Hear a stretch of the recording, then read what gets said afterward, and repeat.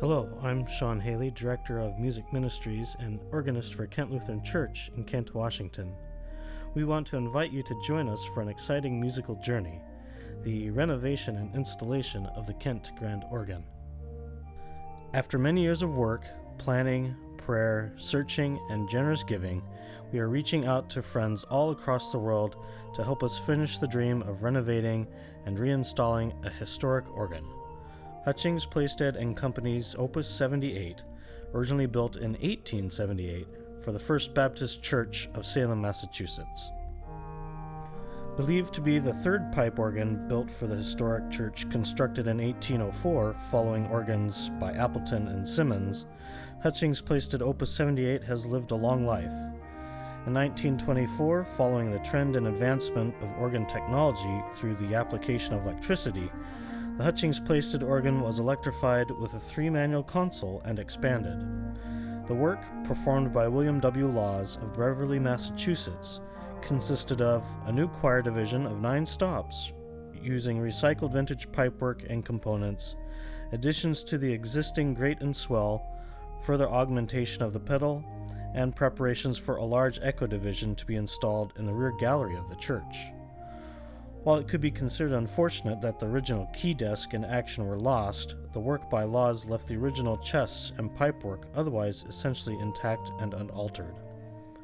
It is also believed that this modernization saved the historic Hutchings from being lost to the rather rapid and dramatic changing tastes in organ design that occurred throughout the 20th century. Since before the completion of the present-day building of Kent Lutheran in 1970, the hope for a pipe organ that would fill the space had always been present. A chamber for a modest pipe organ was originally included in the choir loft and the purchase of an instrument already under consideration.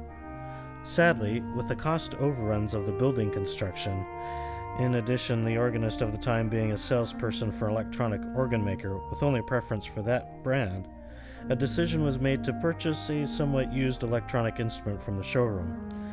This instrument would fulfill the musical needs until 2007, when it became clear that it was nearing the end of its useful life, and further repairs to it were very costly and not long-lasting. An organ committee was formed where several options were considered, but ultimately the committee decided to pursue a used pipe organ and refurbish it for the space.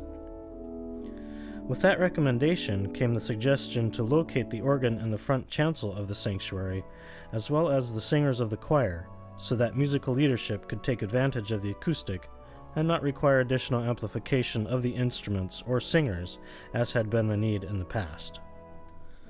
With the assistance of John Bishop of the Organ Clearinghouse, an instrument of approximately the right size and with a unique musical aesthetic was found. The congregation of Salem First Baptist had relocated to a smaller building that would better meet their needs than the huge aging structure they had called home for over 200 years. The large facility was in need of great care, and the state of Massachusetts was considering the property for courthouse expansion. In relocating, several members of First Baptist lamented that their beloved organ, considered by many to be one of the finest old organs north of Boston, could not come with them, the expense being just too great. In the early spring of 2008, I had the privilege to fly to Salem to determine if this old organ of somewhat unknown provenance of First Baptist was a candidate. On a brisk New England morning, I met with John Bishop of the Organ Clearinghouse and surveyed the instrument for several hours, which, after sitting in an unoccupied building for several years, wasn't performing at its best. But enough of it worked to realize that there was something very special and unique about this instrument.